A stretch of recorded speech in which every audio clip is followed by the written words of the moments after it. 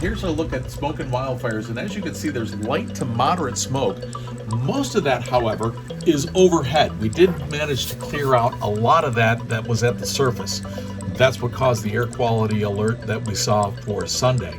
So a lot of this is lifted aloft, and as this zooms out, you can see the little areas, especially up in Canada, where we're looking at the most of the wildfires. You can see the wind arrows and how it is dragging it down toward us.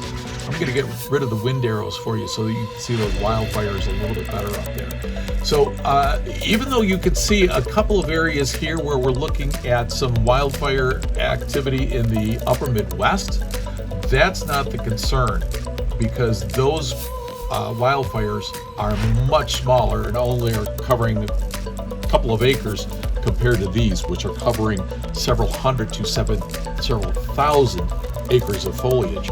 And because we have somewhat fresh vegetation up there, these are creating a lot more smoke than areas over here, where, for instance, in Iowa, the weather's been rather dry.